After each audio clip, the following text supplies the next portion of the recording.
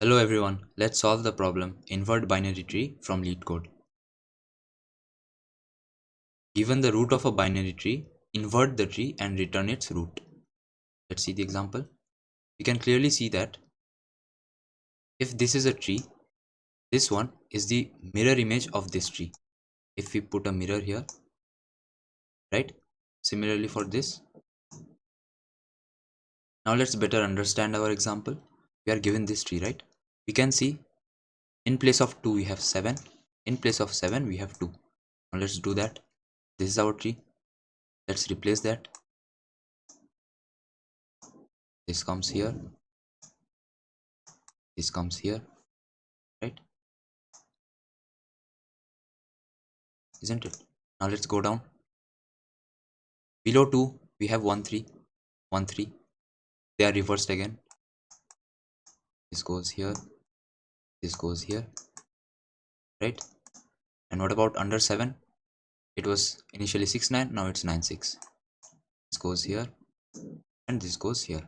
Now we can see that these are the totally inverted trees, right? They're totally the mirror images of each other. So what are we doing exactly? We are going level by level, right? And reversing the order, isn't it? So what can we think from this idea? We can think of a level order approach, isn't it? That is a BFS, right? We can solve this using a DFS as well. So let's do this using a BFS first, alright? Now let's quickly write our BFS approach.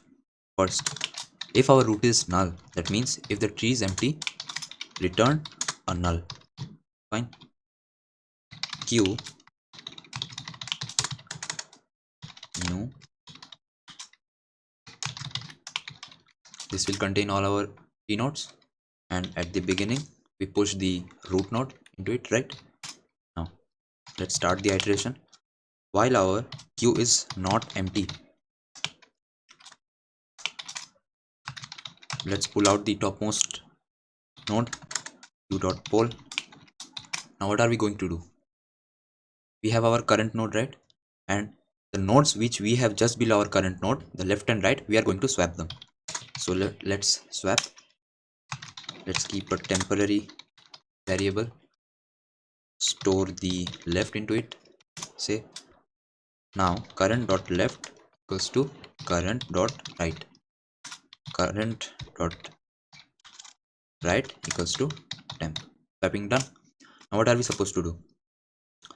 We are supposed to go down, right? If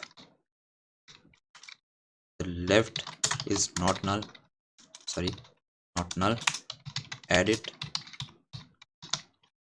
Fine. If the right is not null, add the right. And finally, after the iteration is finished, we will return the root node.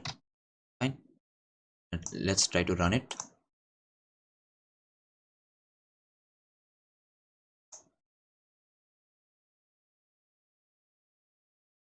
Awesome.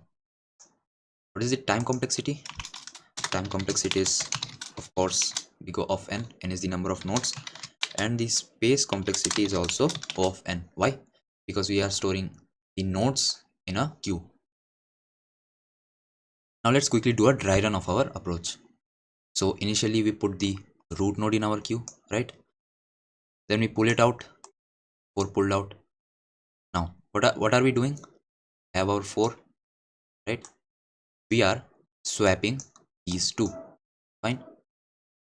7 2 1 3 6 9. Fine. Now what is our current dot left? It's 7. What is our current dot right? It's 2. Done. Now let's pull this out. 7.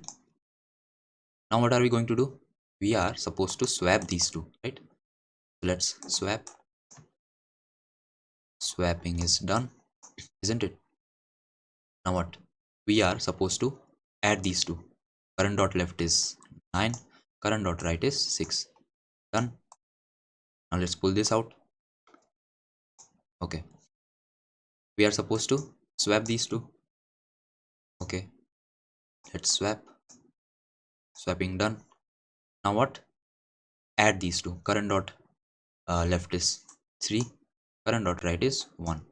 Done. This level also done. Fine. Now let's pull this out. Do we have anything below it? No. Therefore no swapping. Done. Pull this out. Nothing below. Right? Done. Pull this out. Nothing below. Done. Pull this out. Nothing below. So done. So our queue is finally empty. Our iteration is done. We will return the root. So what is it? 479631. 4729631. So this is the BFS approach or the level order approach. Now let's talk about our DFS approach. Fine. What our DFS will do, it will go to the very bottom, isn't it? It will go to the very bottom, right? What we will do, it will first swap the bottommost nodes. Fine, right? It comes back, then it will go to right, then it will swap these two, right? For these two, for both these and this nodes, the bottommost swap is done. Now it will go above and it will swap these two, right? Then it will go above. Then we are finally at our main head node, root node. So our DFS is done.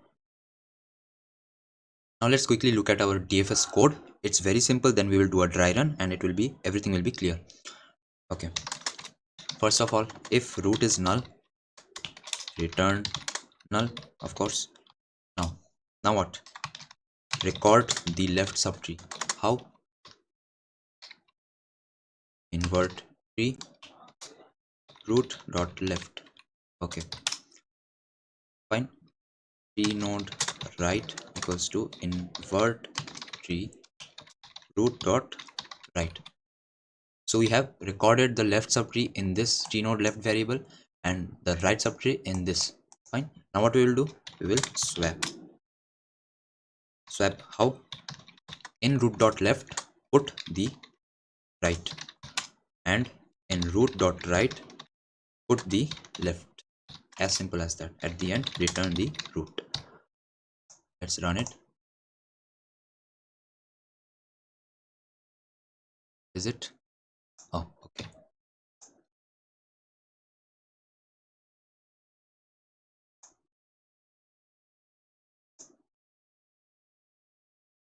Awesome. What is the time complexity? Time complexity is O of n. We are traversing all the nodes, and the space is O of height, the height of the binary tree. Fine. Now let's quickly do a dry run of our DFS. If our root is null, no, it's not. We will go down below fully, right? What is it? We go to here, it's null. We return, come back. We go to here, it's null. We come back. Fine. We come back, then we come back here. Then we go this side. Left is null, right is null. We come back, right? Now what we will do? We will do the swapping. How? Root dot left equals to right. Yes, root dot left equals to right. Root dot right equals to left. What is root? This one. Fine. We return root. Fine. Now let's go to the right. Go to the very bottom left. It's null. Roll back. Right. Roll back. Fine. Then return root. Now let's go to the right. Go to left. It's null. Go back. Right. Null. Go back. Return right. That is the root. Now what we will do? We will swap. 9 becomes 6, 6 becomes 9, and 9 becomes 6. Return root. This was the root now. Now what? Swap this and this, right? Let's swap. This comes here, this comes here, right? Then finally return. Is it the answer? Let's check. 4729631. 4729631. So this is how our DFS is working. So yeah, that was about this video. While you solve this problem, you are welcome to upvote my solution here. Okay, so If you like the video, do hit the thumbs up and share and subscribe, and I will see you in the next video. Bye bye.